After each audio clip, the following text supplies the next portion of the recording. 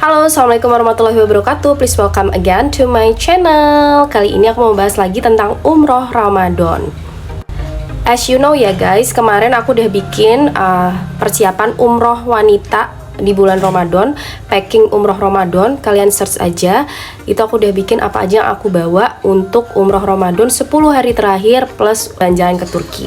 Nah, tapi sekarang aku udah balik lagi nih ke Indonesia dan aku akhirnya mengevaluasi barang-barang apa aja yang sekiranya perlu dan barang-barang apa aja yang sebenarnya nggak terlalu aku perluin dan barang-barang apa yang penting banget tapi aku nggak bawa gitu. Aku udah ngelis ya, jadi umroh Ramadan aku kemarin itu paketnya nggak pakai makan. Jadi makan kita mandiri ya, beli makan sendiri. Kenapa seperti itu? Karena budget untuk makannya itu semua dialihkan untuk bayar hotel, karena hotel di 10 hari terakhir Ramadan itu super mahal, 10 kali lipat, bahkan yang katanya Fairmont itu bisa sampai 90 juta per malam. Dan hotel aku alhamdulillah lumayan deket ya, cuma kayak 500-an meter dari pelataran Masjidil Haram, jadi itu lumayan deket banget dan menghemat energi kita banget. Nah, aku ngerasa kurang banget ngebawa makanan-makanan yang cepat saji ya. Pop mie juga kurang banyak. Aku bawa 8 itu kurang banyak untuk 10 hari di sana. Jadi sekitar mungkin 20 pop mie atau mie gelas ya, kalau pop mie itu wadahnya kegedean. Terus aku lupa bawa energen. Energen tuh penting banget, teh, karena kita butuh banget yang namanya anget-anget di situ.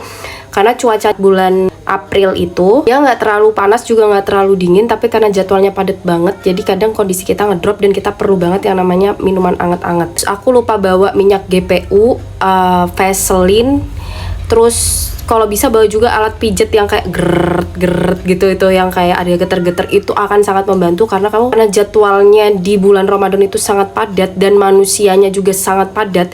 Jadi kita itu untuk masuk ke Masjidil Haram aja tuh perjuangannya gitu banget dan pasti bakal capek banget. Beda banget sama umroh-umroh di bulan biasa dan umroh di bulan Ramadan yang masih awal-awal. Jadi di 10 hari terakhir itu bener-bener peak season, ada 2,5 juta umat muslim yang ada di Masjidil Haram. Jadi kamu bayangin padatnya kayak apa, perjuangan kamu untuk masuk situ tuh nggak main-main.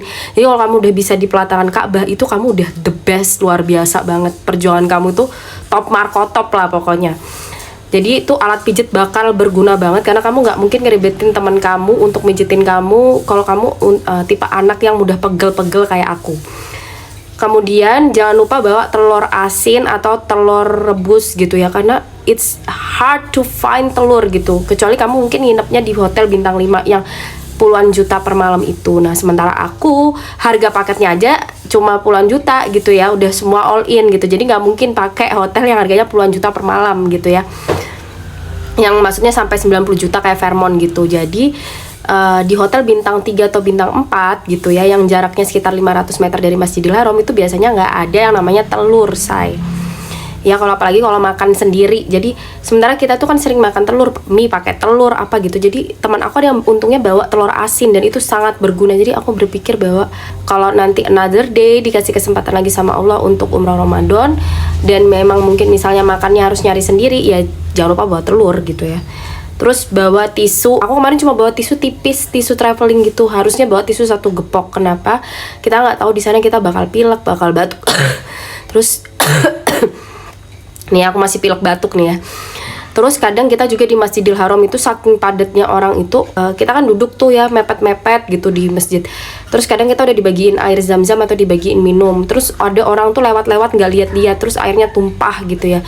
Jadi tisu itu sangat berguna entah untuk kita atau untuk membantu orang membersihkan tumpahan-tumpahan minum gitu ya.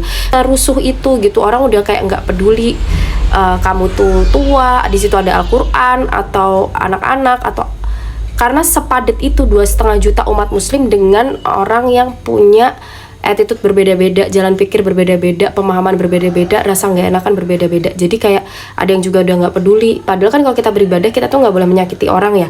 Harusnya kalau kita beribadah juga kita nggak boleh nyenggol-nyenggol orang atau seenaknya sendiri. Tapi di sana tuh nggak kayak gitu.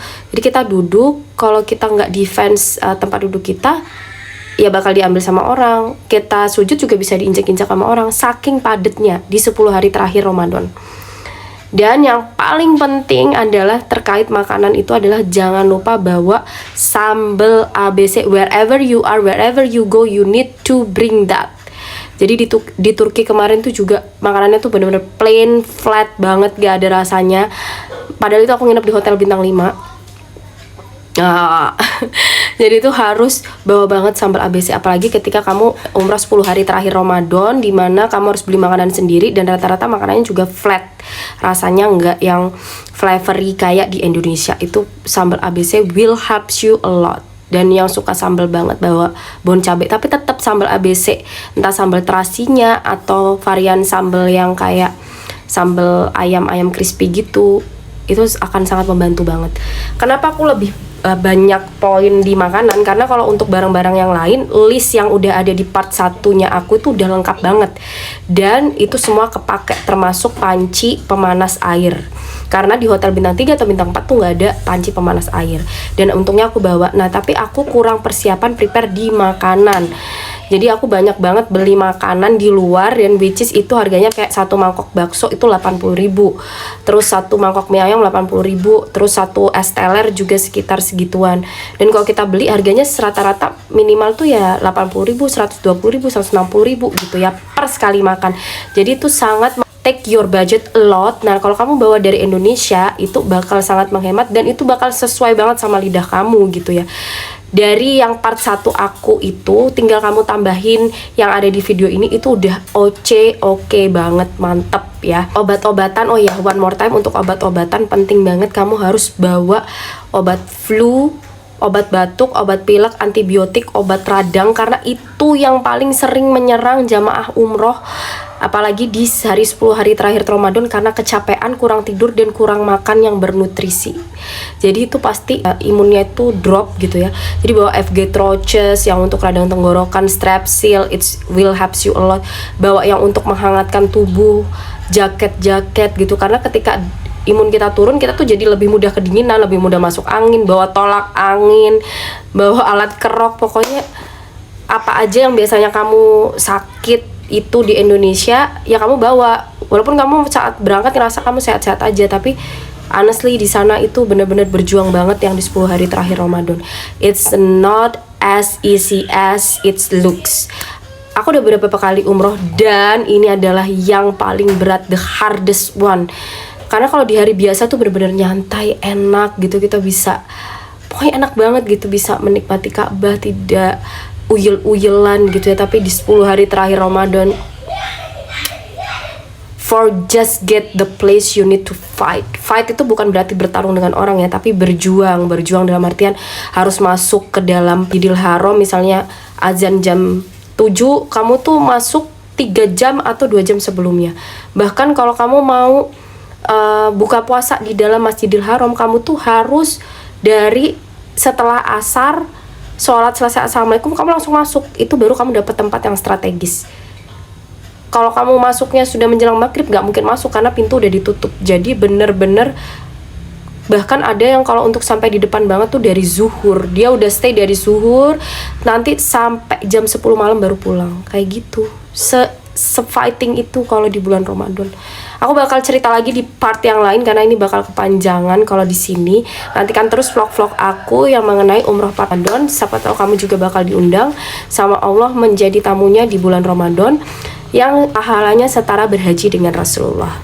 Wassalamualaikum warahmatullahi wabarakatuh, and thank you for watching.